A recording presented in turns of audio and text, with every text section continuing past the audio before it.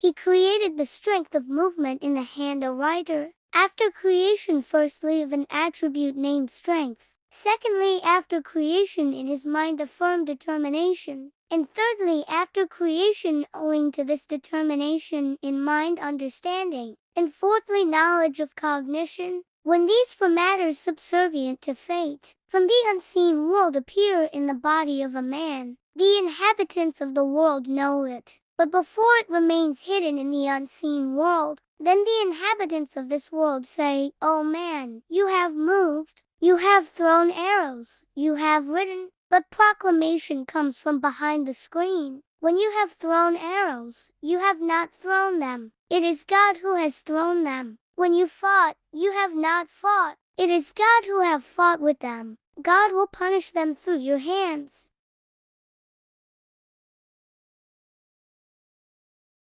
Passion, anger, etc., are the soldiers of the devil, and wisdom is the soldier of angels. Clash begins as one does not look at another with pleasure. They are opposed to each other, and the difference between them is that of day and night, or light and darkness. Sexual passion remains strong in youth. Before perfection of intellect, the soldiers of the devil come forward at that time. The evils of the devil appear before the natures of the angels. So it is the duty of every man to return from the evil tendencies.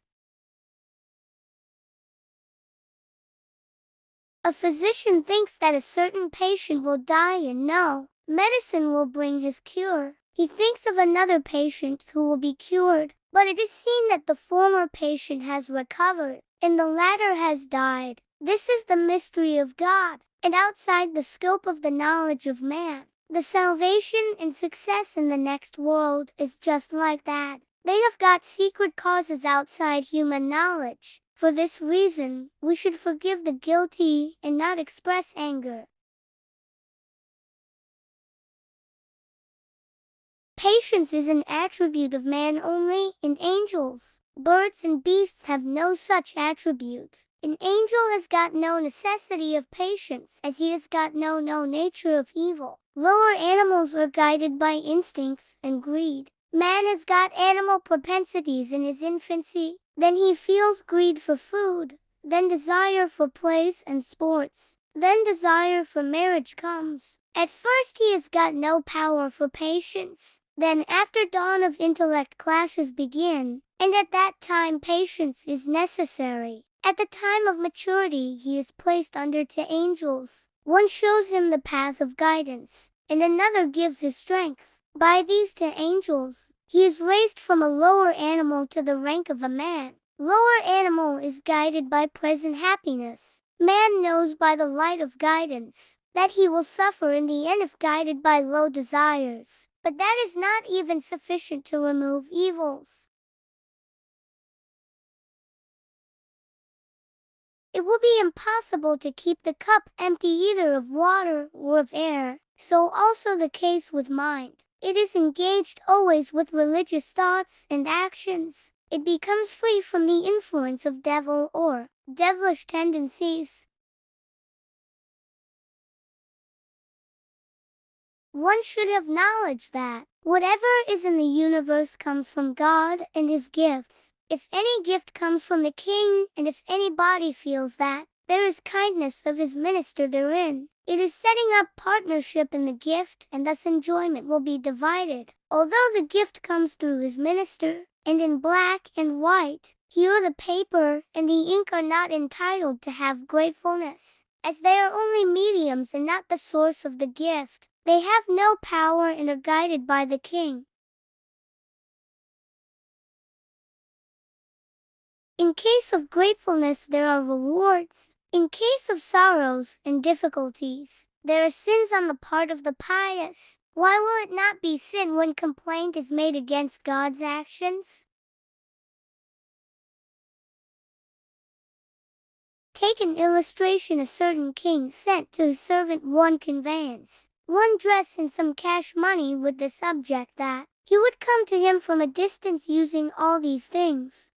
If he comes to him, his service may not be necessary, and his glory will not be increased or decreased by his presence. but it will do him benefit and not the king. A servant may be grateful or ungrateful. If he comes to the king by utilizing his gifts, he will be grateful, and if he does not care them and misuses his gifts, he will be ungrateful. Proper use, misuse or absence of use will not affect God in the least, but they are linked with fortune and misfortune of man. To use God's gifts according to his will and directions is gratefulness.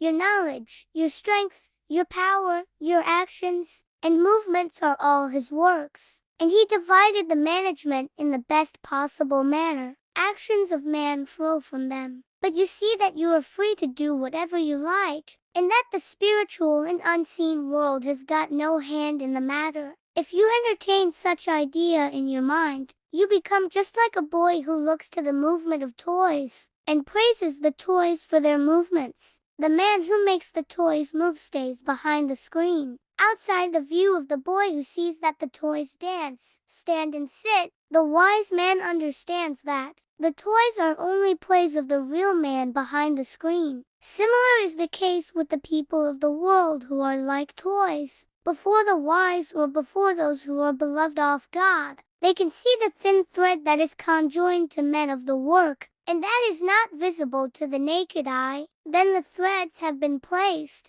in the hands of their angels, and the angels receive orders from the Almighty.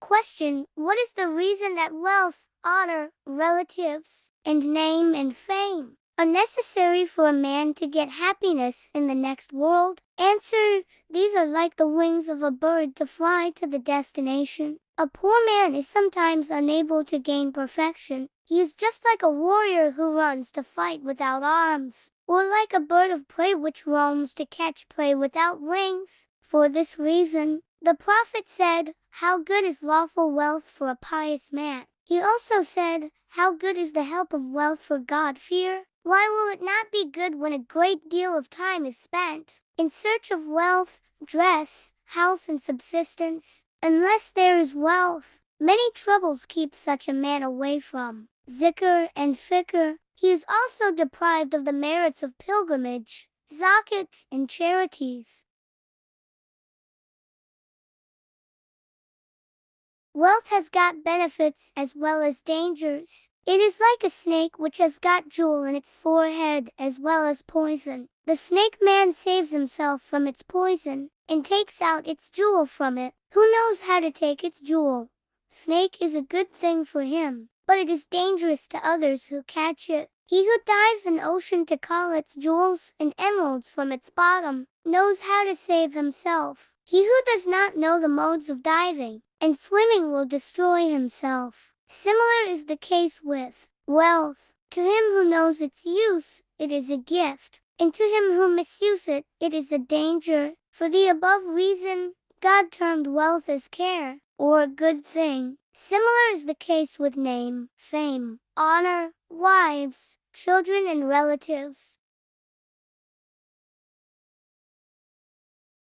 This world is a seed ground for the next world. Mind is like earth and faith is like seed, and divine service is like cultivation of the earth of mind. To purify mind is like canal digging, and the water flows towards the canal. The mind that is addicted to the world is like hard soil, in which no seed can grow. The resurrection day is the day of reaping crops. He who sows seeds now can expect to reap fruits in the hereafter. If anybody sows seeds in a barren, uncultivated land, and does not water it, he entertains unnatural hope to get crops. So whoever sows the seeds of faith in his heart waters it with the water of divine service, purifies the region of heart from the thorns of bad conduct, and awaits the mercy of God to establish it up to his death. His waiting is called hope. That is good and real hope. The prophet said, "He who leads his life according to his low desires, and yet hopes for paradise, is a fool." When a man searches wealth and makes efforts to acquire it, and then wealth comes to him, two conditions appear before him when he has no wealth. And when he has wealth, if he earns wealth up to the necessity of his livelihood, and walks in the path of religion, it is better for him to earn such amount of wealth, because poverty will keep him engaged in earning wealth, and prevent him from remembering God.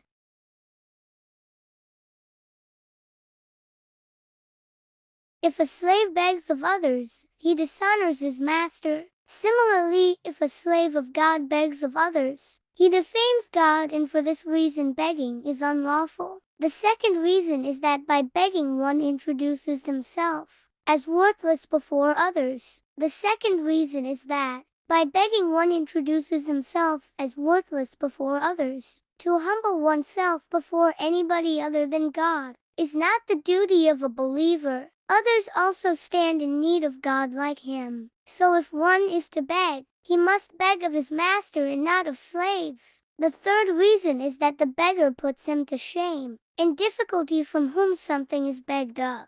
Sometimes he does not give willingly or with satisfied mind. He is compelled sometimes out of shame or other reasons to give the beggar. So giving trouble to anybody is unlawful.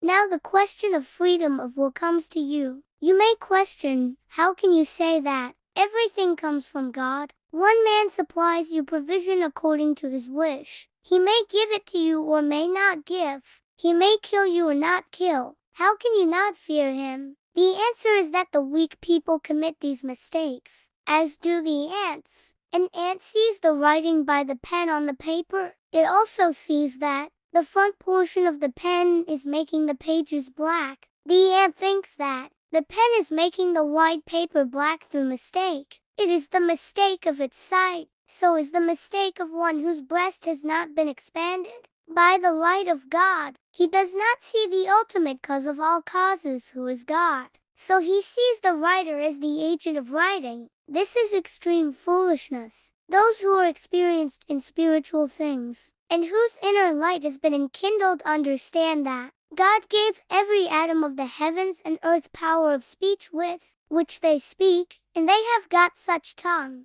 by which they speak without voice. Those who are unable to hear it do not hear it, such thing which has got no letter or voice or language.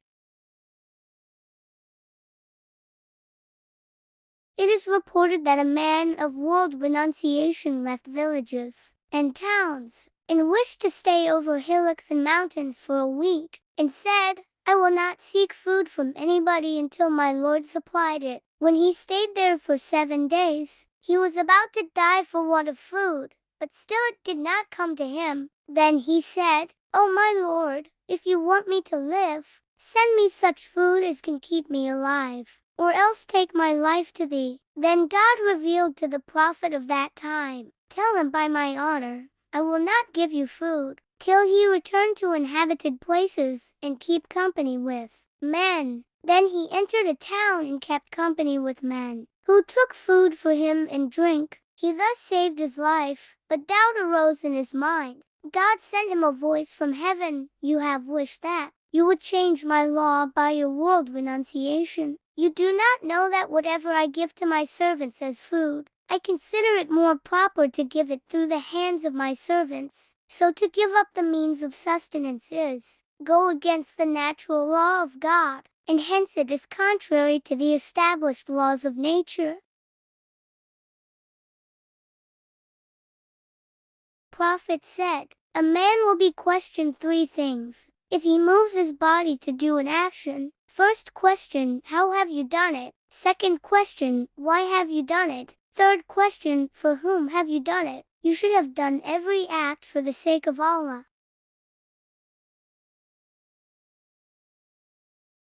Good thought is the key to good actions. This is better than zikr, and zikr is better than teaching. Zikr of mind is better than works of bodily limbs. So good thought is better than all works.